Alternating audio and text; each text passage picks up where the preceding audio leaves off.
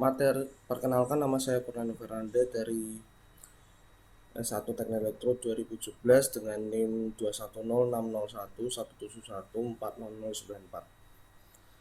21060117117140094. Di sini saya akan mempresentasikan serta menjelaskan materi kedua dari mata kuliah metode perakiraan beban dan tarif listrik. Jadi langsung eh, untuk materi yang kedua adalah parameter permintaan energi. Di sini ada yang pertama elastisitas dan intensitas permintaan energi.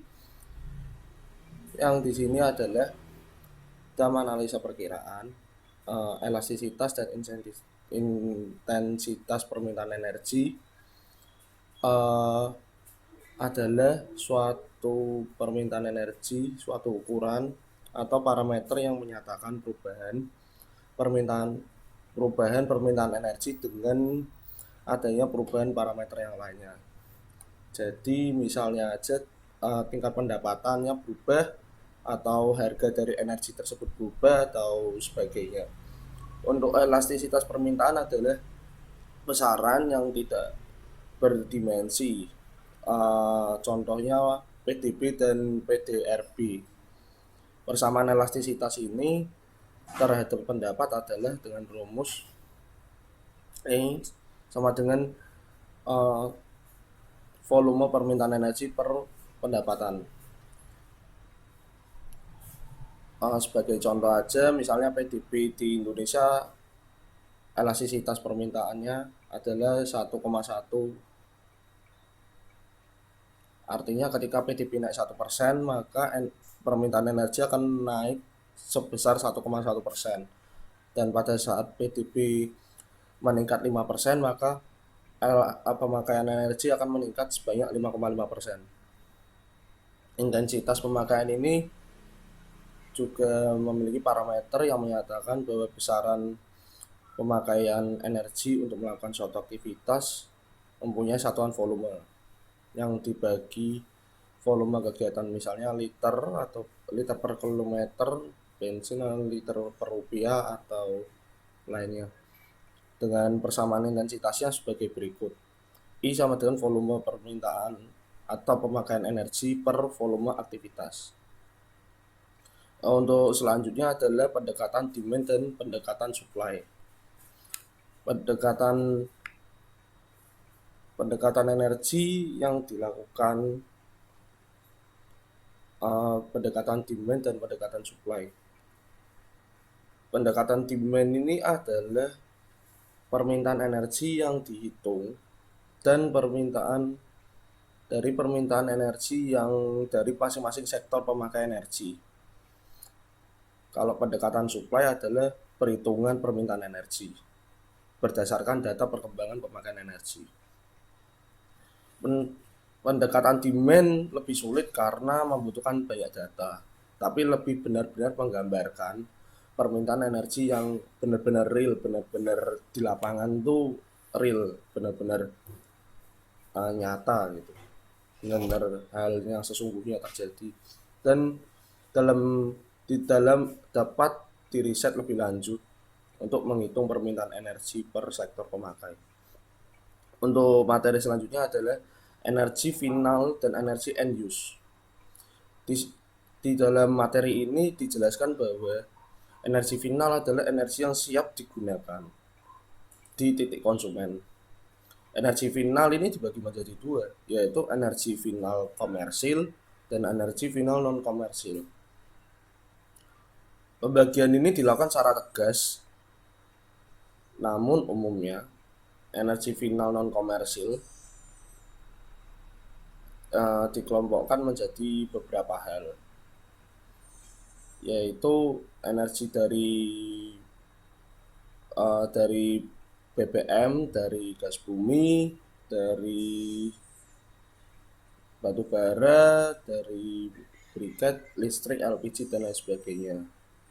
Kalau untuk non komersil sendiri adalah kayu, kayu bakar, biogas, sinar matahari dan lain sebagainya. Untuk selanjutnya ada energi end use, di mana energi end use ini adalah energi yang langsung dipakai oleh konsumen. Misalnya energi panas untuk memasak, untuk cahaya untuk menghidupkan lampu atau lainnya. Pembahasan energi end use sangat terkait dengan teknologi dan efisiensi alat konversi energi.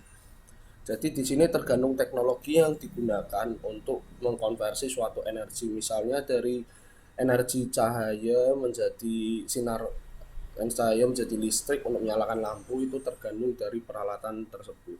Apakah efisien atau tidak. Alat konversi energi lampu misalnya lampu listrik, kompor, lain sebagainya. Untuk selanjutnya ada pembagian sektor pemakai energi. Di sini ada 4, yaitu format BPS, format Pertamina, format DJLPE, dan format PLN. Yang pertama kita akan membahas tentang format BPS. Di mana di sini format BPS adalah pembagian pemakaian energi berdasarkan pembagian jenis kegiatan BPS berdasarkan Badan Pusat Statistik. Di mana di sini digolongkan menjadi 7 kelompok ya, yaitu yang pertama adalah sektor rumah tangga, yang kedua adalah sektor komersil dan pemerintah, yang ketiga adalah sektor industri pengolahan, yang keempat adalah sektor transportasi, yang kelima adalah sektor konstruksi, yang keenam adalah sektor pertanian, dan yang terakhir adalah sektor pertambangan. Namun pembagian sektor BPS ini tidak umum digunakan untuk kajian energi karena sangat banyak sekali ya pembagiannya, dan pembagian ini tuh sebenarnya memang cocok untuk menggambarkan seluruh kegiatan pemakaian energi. Cuma kelemahannya datanya sulit ditemukan, yaitu karena terlalu banyak juga dan ada beberapa sektor yang sulit ditemukan juga, jadi memang sulit untuk dilakukan kajian. Untuk selanjutnya ada format DJLPE. DJLPE ini format yang paling umum digunakan untuk pembagian sektor, yaitu ada 4 sektor dibagi menjadi 4 sektor adalah sektor rumah tangga, sektor komersil, sektor industri, dan sektor transportasi. Data yang tersedia sampai saat ini masih menjadi dibagi 3, di mana sektor rumah tangga dan sektor komersil digabungkan. Terus umumnya format DJLP ini tersedia dari sisi pemasok seperti data penjualan Pertamina, PLN, dan batubara.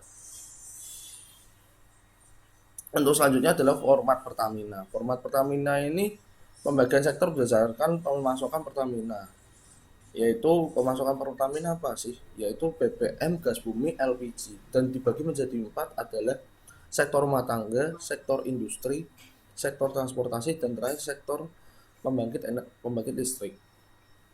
Dan dalam format ini dianggap semua minyak tanah untuk sektor rumah tangga dan semua BBM dan SPBU sektor transportasi. Terus ada lagi yang terakhir adalah format PLN. Format PLN adalah pembagian berdasarkan kelompok pelanggan PLN yang terdiri dari sektor rumah tangga, sektor komersil, sektor industri, sektor publik, dan sektor sosial. Dari format-format yang sudah saya jelaskan sebelumnya, masing-masing pembagian sektor memiliki perbedaan dalam mendefinisikan sektornya. Tadi ada yang sektor batubara, ada yang sektor rumah tangga, terus ada yang sektor industri dan lain sebagainya. Memang nggak semua di dalam format lainnya tuh ada. Jadi memang secara mendefinisikan suatu pembagian sektor berbeda-beda. Jadi kita nggak bisa membandingkan langsung antara format satu dengan lainnya ketika definisinya pun sudah berbeda untuk pembagian sektor. Untuk selanjutnya adalah karakteristik sektor-sektor pemakai. Pembahasan mengenai karakteristik sektor pemakai berkaitan erat dengan metode pembagian sektor. Pembahasan dalam tulisan ini dibahas sektor menurut pembagian PLN. Jadi kita memakai format PLN yang dilakukan dengan aplikasi perkiraan permintaan energi listrik area pelanggan dan jaringan APJ. Yang pertama di sini adalah sektor rumah tangga, di mana sektor rumah tangga ini umumnya dibagi menjadi golongan tarif R1, R2, R3 mengacu dengan batasan KWH, pelanggan energi listrik. Pemakaian energi ini berjalan selurus dengan pendapatan per kapita. Komposisi energi rumah tangga semakin mengarah ke energi komersil dengan semakin naiknya pendapatan komersil. Terus yang kedua adalah sektor komersil atau sektor bisnis. Sektor komersil ini mencakup semua kegiatan yang menghasilkan jasa. Misalnya mungkin rumah makan, terus mungkin tempat hiburan dan penginapan dan lain sebagainya. Ada juga jasa perdagangan. Jadi di sini termasuk ke dalam sektor-sektor bisnis uh, ya yang sudah tadi saya sebutkan contohnya. Terus yang ketiga adalah sektor industri. Sektor industri ini mengacu pada ke semua kegiatan yang berkaitan menjadi barang. Menjadi barang lagi ini dibagi dua, yaitu yang pertama industri makanan yang menjadi makanan dan uh, menjadi barang lainnya. Ada juga makanan, tekstil, kayu, kertas, kimia, terus logam, non logam, permesinan dan lain sebagainya. Ada yang menjadi benar-benar jadi, ada yang masih setengah jadi. Sektor publik dan sosial. Sektor publik dan sosial ini mencakup semua kegiatan pelayanan masyarakat, di mana pelaksanaan kegiatan ini memerlukan energi listrik. Misalnya mungkin kantor pemerintah, rumah sakit, terus tempat ibadah, institusi pendidikan, dan itu juga membutuhkan energi listrik sehingga dimasukkan ke dalam sektor publik atau sektor sosial, di mana kegiatan ini merupakan tempat kegiatan untuk pelayanan masyarakat. Karena memang di bagian pelayanan ini, bagian sektor publik ini memang lebih banyak pemakaian listriknya itu, karena memang untuk pelayanan, untuk melayani masyarakat itu. Terus selanjutnya ada juga metode perakiraan kebutuhan energi listrik. Jadi perkiraan kebutuhan energi listrik ini konteksnya perencanaan pembangunan sosial ekonomi, didasarkan pada kebijakan energi umum yang memperhitungkan pertumbuhan permintaan energi, baik untuk ekspor dan keperluan dalam negeri, serta kemampuan untuk menyediakan pasokan energi dalam negeri maupun luar negeri dengan jangka waktu yang panjang. Perencanaan ini dipisahkan antara area kecil dan area yang luas. Jadi untuk perencanaan penyediaan kebutuhan energi ini diperlukan untuk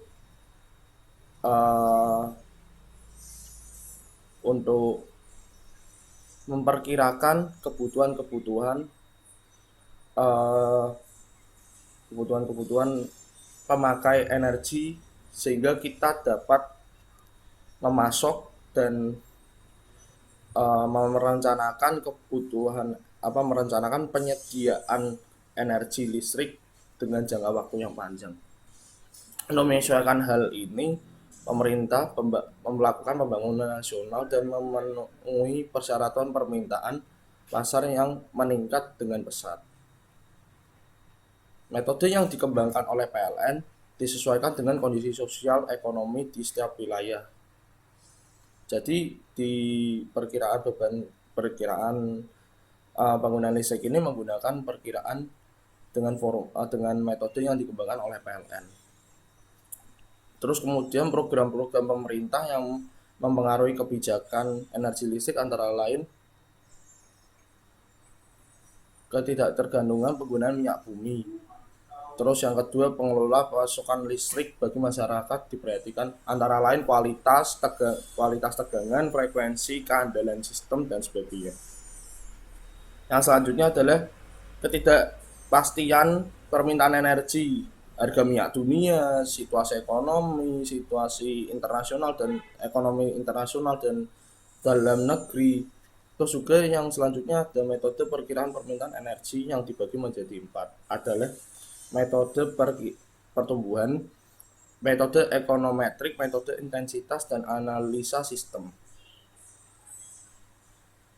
Terus juga langsung ada metode pertumbuhan, polanya dapat dibagi menjadi dua, yaitu pertumbuhan tahunan dan rata pertumbuhan tahunan. Yang kedua pertumbuhan tahunan dan rata pertambahan tahunan. Yang pertama pertambahan pertumbuhan, yang kedua pertambahan. Metode ekonometrik. Metode ini lebih sempurna dibandingkan metode pertumbuhan karena membuat korelasi besar permintaan energi dengan besar-besaran lainnya seperti jumlah penduduk, pendapatan, energi, dan lain sebagainya.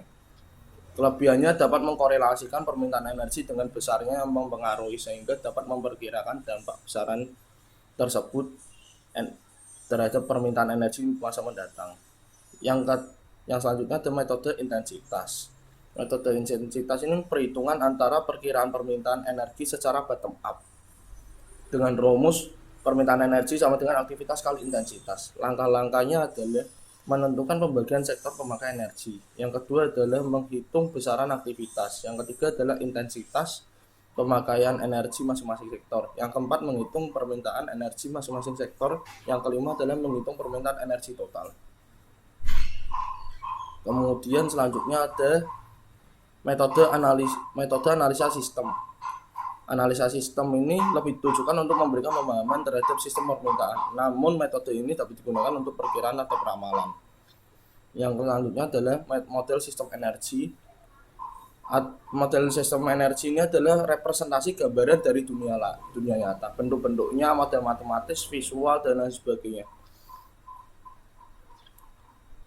Untuk selanjutnya, di sini ada berbagai tahapan proses pengembangan model. Yang pertama adalah definisi masalah, terus yang kedua adalah konseptualitas sistem, yang ketiga adalah representasi model, yang keempat yang selanjutnya adalah evaluasi model, yang kelima adalah analisa kebijakan. Ketika sudah sampai ke evaluasi model, apakah perlu untuk balik lagi ketika masih belum berhasil atau belum efisien, maka akan balik lagi ke definisi masalah. Kita akan mencari metode yang benar-benar sesuai dengan data yang ada gitu. Terima kasih, itu penjelasan saya mengenai metode komputasi, metode perakiraan beban dan tarif listrik. Selamat siang.